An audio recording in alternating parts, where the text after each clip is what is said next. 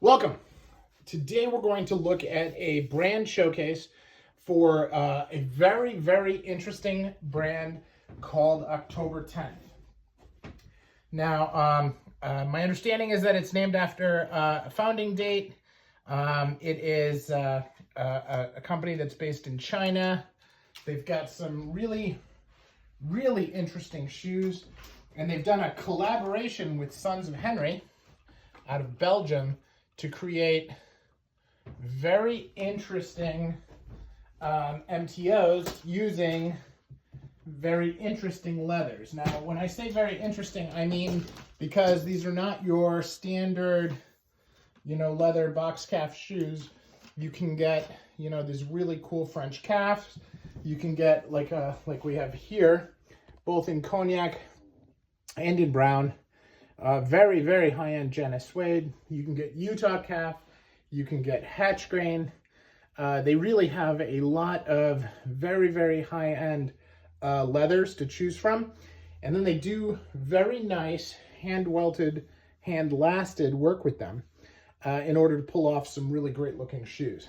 So we're going to start by looking at heels, because I think that as people are looking at shoes from different parts of the world, it's important to note that different cultures value different types of heels. So first we have the tapered heel, which is here, which kind of looks like a cowboy boot almost. And that is something that is just, I'm going to change the lighting here just to make sure that it looks really clear. You can see it's quite a bit smaller than its counterpart, the straight heel. And they use really thin layers of leather in order to do it, but it winds up really tapering down quite a lot, almost like a cowboy boot. And then the straight heel, is tapered a little bit, but not too much. All right. And again, using very thin layers of leather in that heel stack, they really wind up creating a very nice, a nice presentation and a nice heel. Now, there's also no nails, which seems kind of unique to October 10th. Pretty happy with that. Then, of course, they have these beautiful fiddleback waists. Now, you do have a choice. You can either get a fiddleback waist or you can get a beveled waist. The beveled waist, instead of having this sharp angle here, is actually rounded. But either way, they do pretty nice work. You can see the thickness change on the sole from up here down to the waist. They do a nice job with it. So what you have is you have great leathers. The linings are just as nice. The insoles are very nice. They are hand welted, so it's a very thick insole and very little cork. And they just do really, really good work. If you look at the split toe here, this is a reverse stitch, but this is really like a skin stitch. They did pretty good work there. Not a butt stitch, it's not invisible, but it is very, very nice.